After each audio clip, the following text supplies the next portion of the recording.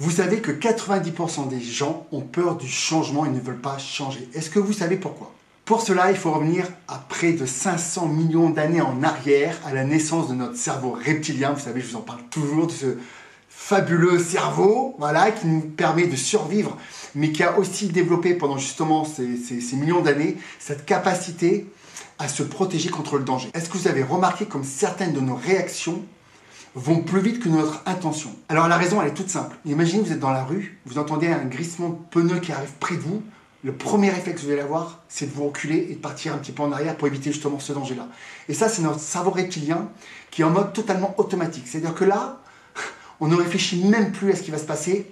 Ce qu'on veut d'abord, c'est survivre. Et ce phénomène-là est déclenché par une partie essentielle de notre cerveau qui, vous l'avez vu, est extrêmement efficace en cas de danger. On ne réfléchit même pas. Et heureusement, parce que c'est ce qui nous a permis la vie sur Terre en réalité. Alors ce cerveau reptilien archaïque a vraiment des fonctions essentielles et primaires en fait qui permettent à notre corps de vivre sans y penser. Je vous rappelle quand même qu'il contrôle tout le système homéostasie, donc tous les équilibres du corps. Il contrôle évidemment la respiration, le battement de votre cœur, les fonctions de l'envie de manger, l'envie de boire, etc.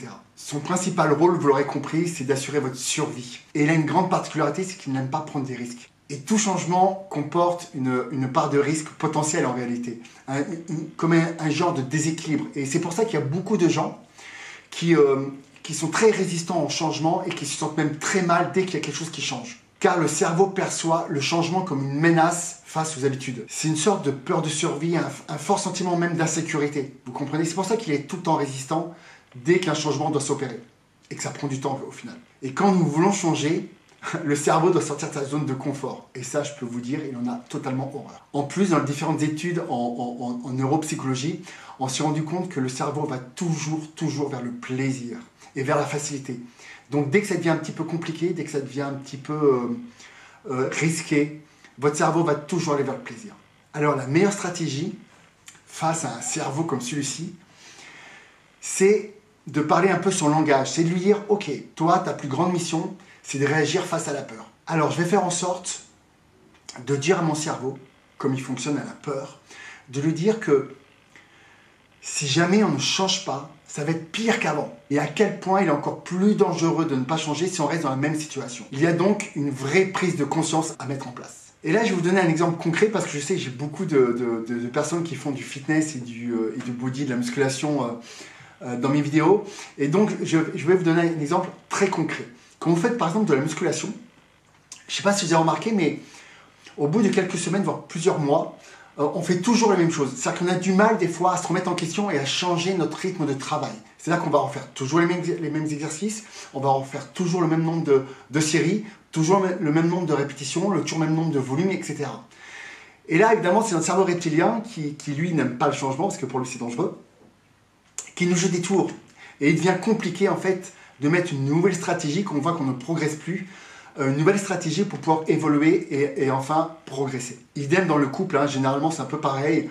Au début, tout fonctionne extrêmement bien, et puis une certaine routine se met en place au fil des semaines, des mois et des années. Et là, si on ne change pas, si on n'amène pas un petit peu de nouveauté, malheureusement c'est la mort assurée du couple. Hein. C'est pour ça qu'il est extrêmement difficile au jour d'aujourd'hui d'avoir des couples qui tiennent, parce que si vous laissez votre couple aller au gré du vent, j'ai envie de dire, il va être difficile, bien sûr que ce n'est pas les seuls facteurs, mais c'est un des principaux facteurs, je pense, il va être difficile de tenir votre couple dans la durée. En plus, il faut bien vous dire une chose, hein, c'est que la remise en question est chose d'extrêmement difficile, et grâce à qui, ou merci à qui? Grâce à notre ego. Notre ego qui nous dit toujours qu'on est toujours quelqu'un d'exceptionnel et qu'on a toujours raison. Et c'est là où on voit que c'est parfois pas un super ami, parce que notre ego aussi n'aime pas le changement. Alors une méthode qui pourrait être pas mal de mettre en place, c'est de mettre par écrit toutes les choses catastrophiques qui seraient pas bonnes pour votre mental, pour votre couple, pour votre travail, pour votre santé par exemple, et faire une autre liste à côté, toutes les choses qui seraient bénéfiques à faire pour justement entretenir toutes ces choses-là. Alors ça c'est super important parce que ça va vous faire une prise de conscience. Et votre cerveau, quand il va voir les choses catastrophiques qu'il va y avoir si vous ne changez pas, si vous évoluez pas, à ce moment-là, il va pouvoir changer dans le bon sens et vous mettre enfin dans l'action et dans le changement. Alors je terminerai par cette phrase. La seule constante est le changement, alors n'oubliez pas de changer le plus souvent possible. Je sais, c'est difficile, mais mettez du renouveau, que ce soit dans n'importe quel domaine de votre vie, et vous verrez, ce sera beaucoup plus simple, et vous aurez en même temps une loi de la physique quantique, et le changement et d'accepter le changement, ça fait partie des lois.